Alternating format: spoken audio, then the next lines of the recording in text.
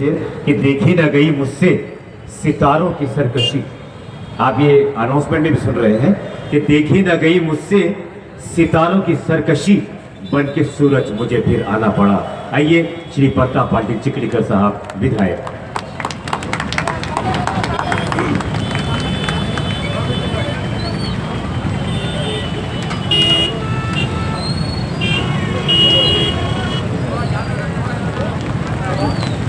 प्रभाग क्रमांक 11 के उम्मीदवार हमारे मित्र शेख रऊफ शेख पाशा जमींदार, दूसरे उम्मीदवार हमारी लाडली बहन नाजमा बेगम नसरुल्लाह खान, और तीसरे हमारे सहयोगी उम्मीदवार मोहम्मद खलीलुद्दीन मोहम्मद जैनुद्दीन। इनके प्रचार में मंच पर उपस्थित जिनका अभी भाषण हुआ, हमारे महानगर के अध्यक्ष माजी आमदार ओम प्रकाश जी पोखरना, माजी आमदार मोहन अंबर्डे, माजी आमदार सुभाषराव जी सामने, राष्ट्रवादी के जिलाध्यक्ष शिवराज पाटिल होटाकर, माजी उपमहापौर प्रदीप सिंह जी दिल, हमारे कंधार से आए मनन भाई चौधरी, जफरुद्दीन भाई, शेख आशिक, कयूम भाई भागवान, शेख नौशाद जी, मोहम्मद जफर खान साहब, मोहम्मद खान साहब, खालिद भागवान जी, सैयद नोमान जी, जिनके तरफ भी सभा का सूत्र संचालन है वो हमारे अजीत दोस्त अनवर पाशा भाई, डॉक्टर सलाउद्दीन साहब, मंच पर उपस्थित सभी राष्ट्रवादी के नेता और बड़ी संख्या में यहाँ मौजूद हमारे सभी माता बहनें, सभी बुजुर्ग और नौजवान साथियों और पत्रकार दोस्त, 15 तारीख में होने जा रहे चुनाव में राष्ट्रवादी कांग्रेस के उम्मीदवार के लिए आप दुआ देंगे, दुआ मांगेंगे, ये विनती, ये गुजारिश करने के लिए हम आपके सामने खड़े हैं।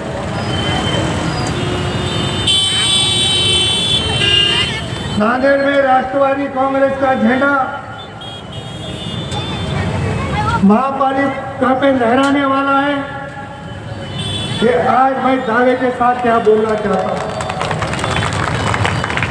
नांदेड़ की जनता को बदलाव चाहिए। नांदेड़ की जनता बदलाव लाने के पूरी मनस्थिति में, पूरे मूड में है। 30-35 साल से जो लोग यहाँ राज कर रहे हैं, आज यहाँ देखो हैदराबाद का एरिया हो, गुलशन आरबाग हो, मिल्लत नगर हो, रहमत नगर हो, और कोई भी इलाका हो, वहाँ के सारे मसाला, सारे प्रॉब्लम जो 25 साल पहले थे आज भी वही है। ये छुड़वाने के लिए किसकी जरूरत है, ये भी सोचने की बहुत बड़ी बात है। क्या बहुत भारी संख्या में बाहर से हमारे नौजवान साथी और बुजुर्ग लोग सुन रहे हैं। मैं उनसे अपील करना चाहता हूं, उनको एक बात बताना चाहता हूं। जिन लोगों ने 50 साल मुस्लिम वोटों पे राज किया, जिन लोगों ने 50 साल दलित भाइयों के वोटों पे राज किया, कोई लोग आज मुस्लिम वोट के लिए नफरत कर रहे हैं। उसकी वजह क्या है, ये पूछने की जरूरत है। जब ईद आती थी तो ईद में सबसे पहले आगे बैठते थे, इधर से टोपी दिलाओ, उधर से टोपी दिलाओ, ऐसी फोटो उतारो, ऐसी फोटो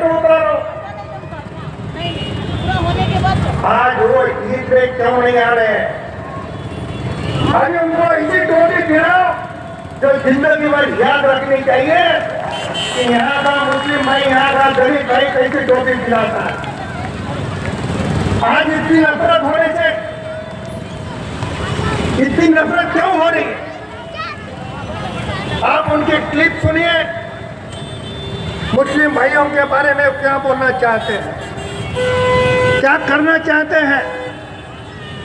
कल तो एक सभा में मैं नाम लेके खुला बोलना चाहता हूं, अशोक चव्हाण का एक क्लिप सुनो। वो मराठी में भाषण कर रहे हैं, रोज खा मटन आणि कमळाचा दाबा बटन। अरे हमारे वोटर की गिनती आधे किलो के मटन के बराबर करने वाले अशोक, ये जनता अभी जानती है कि क्या घोटाला हो रहा है। आपने पार्टी क्यों बदली है? 50 साल हमारे वोटों पे राज किया और रातों रात पार्टी बदल दी है। किस वजह से पार्टी बदली? अगर ये उसने खुलासा किया तो उनको बहादुर मैं समझता हूँ, मगर वो नहीं बताएंगे। वो तो हर सभा में जाते हैं, प्रताप पटेल को गालियाँ देते हैं, मगर आदमी को बीमारी होती है। आप जो आदमी को बीमारी है उसका देखो, खाना खाते बराबर उसको गोली लेना पड़ता है। बगैर खाए गोली ली तो रिएक्शन होता है। अभी अशोक चव्हाण की वही हालत है। जो भी सभा में जाओ, प्रताप पटेल को गालियाँ दे और गोली खाओ। मुझे गालियाँ नहीं दिए तो रिएक्शन होंगे, उसका डर है।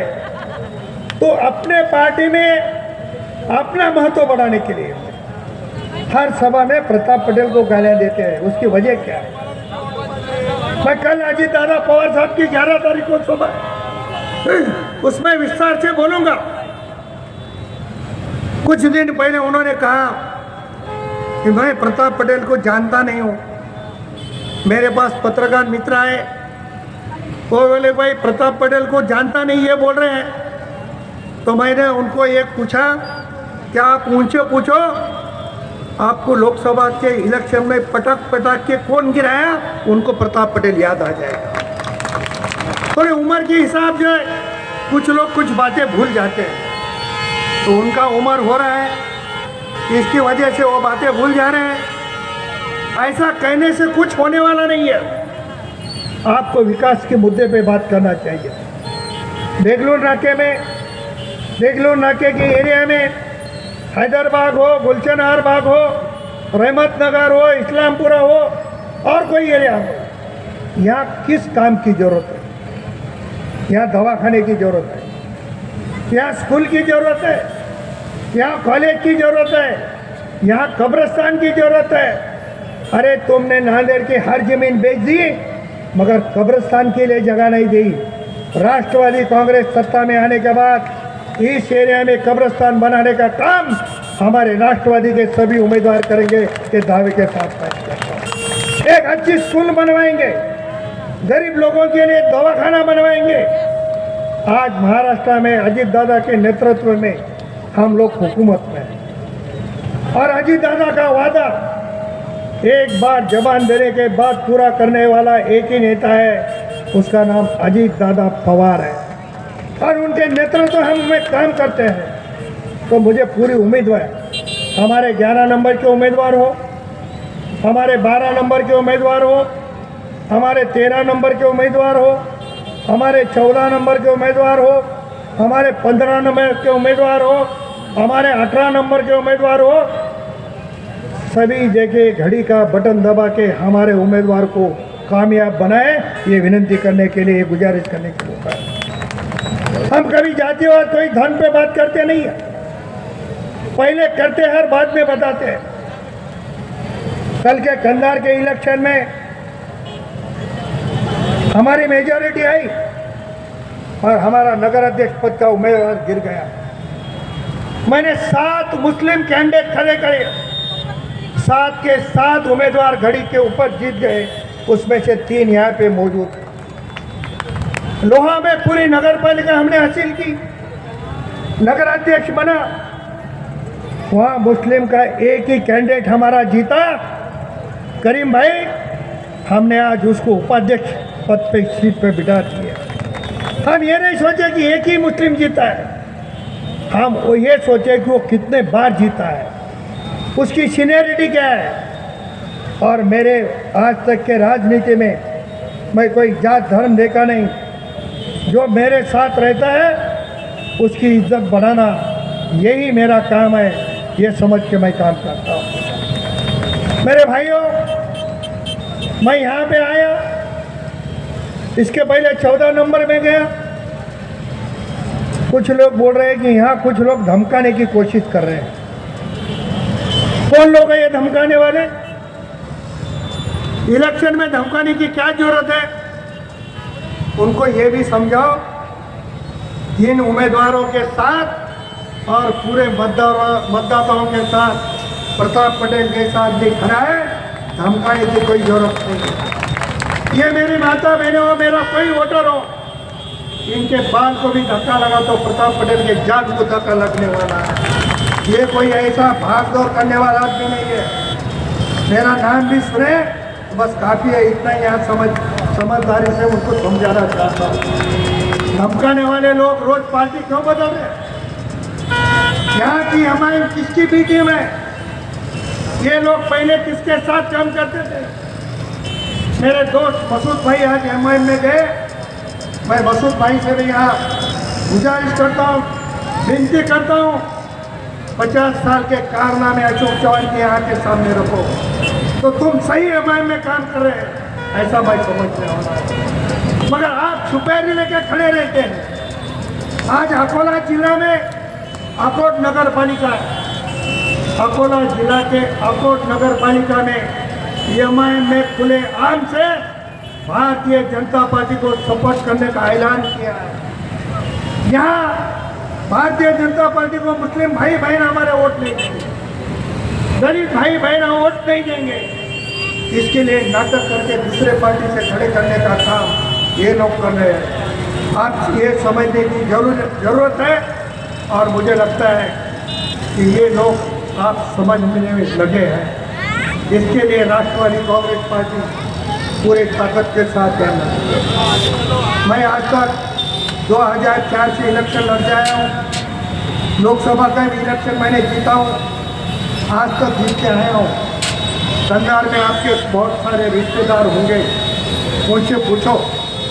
मैं महाराष्ट्र में जहाँ भी जाता हूँ तो लोग मुझे ये पूछते हैं कि कंधार लोहा में ऐसी क्या जादू है कि आप कोई पार्टी में जाने के बाद 80% मुस्लिम भाई और बहनें वोट मिलते हैं। उसकी वजह यह है कि हम सुख दुख के साथीदार हैं। उसकी वजह यह है उनके जो हमारे रिलेशन है वो कायम है। मैं जब शिवसेना से खड़ा था, कंधार में जब भाषण करने गया तो मैंने मुस्लिम भाई और बहनों को अपील किया कि धनुष्यबाण को वोट दीजिए। नीचे से मेरी एक बहन खड़ी रही, बोले धनुष्यबाण को नहीं, 3 कमान को वोट मांगो, हम 3 कमान को वोट देंगे। मैंने बोला 3 कमान को वोट दो, 3 कमान को वोट दे। 53,000 वोट से मैं कंधार और लोहा से जीता हूँ। मुझे पूरी उम्मीद है हम जहाँ भी जाते हैं तो लोगों के भले के लिए सोचते हैं, काम के लिए सोचते हैं। और पूरे दावे के साथ कह रहा हूँ, अजीत दादा के नेतृत्व में राष्ट्रवादी कांग्रेस नांदेड़ जिले में नंबर 1 के पार्टी बनी है। लोग ये बोलते थे प्रताप पटेल अकेला कहाँ तक लड़ने वाला? 5 आमदार भाजपा के पीछे के दरवाजे से आए, 2 खासदार है। पीछे के दरवाजा समझ गए ना, जो जनता के वोट से नहीं पैर पड़ के आने वाले, वो 2 खासदार है, उसमें अशोक चौहान एक है। तो अभी एक अकेला क्या करेगा? एक अकेला सब पे भारी हो गया। जनता जब तक साथ में है तो कोई हमको हरा नहीं सकता। अभी अशोक चौहान ये बोल रहे हैं कि हमको नांदेड़ में ये विकास करना है, नांदेड़ में इस धरती पे विकास करना है। मेरे भाई और बहनों, गौर से सुनो और सोचो। जो आदमी खुद मुख्यमंत्री था, जो आदमी खुद मिनिस्टर था, जिसके हाथ में पूरी पावर थी, जब देवलू नाके के लिए, नांदेड़ के लिए कुछ नहीं कर सकता। आज सत्ता में जाने के बाद आज जो पार्टी में हुए उनमें कितना नंबर है, उनको लाइन में कहाँ खड़े उनको भी पता नहीं है, फिर भी बोल रहे कि हम ये करेंगे। इस पे भरोसा मत रखो। जो खुद के हाथ से, आज मैं एमएलए हूँ, अगर मैं आज कुछ काम नहीं कर सकता तो मैं सत्ता के बाहर जाने के बाद कर सकता हूँ क्या? ये खुद मुख्यमंत्री थे, यह यहाँ कब्रिस्तान का काम नहीं कर सकते, या खुद स्कूल नहीं खोल सके, या दवाखाना नहीं बना सके, या कॉलेज नहीं निकाल सके। आज वो सत्ता में कहीं भी नहीं है, खाली अपना सब छुपाने के लिए सत्ताधारी पार्टी में है। तो वो कुछ कर सकते क्या, ये सोचने की जरूरत है। और ये सोच के मेरे जो 3 उम्मीदवार हैं, इसमें मोहम्मद खलीलुद्दीन को हमारा एक भी काम वक्त पे नहीं जा सका, उनके लिए उनकी घड़ी के बजाय गैस सिलेंडर की निशानी उनको मिली है। और 2 हमारे साथी हैं, एक बहन और हमारे जमींदार साहब, इन दोनों की निशानी घड़ी है। ये त्रिमूर्ति के लिए आपको दुआ देना है और आपको दुआ करना भी है, और आपकी दुआ कबूल होगी, ये मुझे भी पूरा भरोसा है। इन शब्दों के साथ मेरे 2 लफ्ज़ ख़त्म करता हूँ। खुदा हाफ़िज़।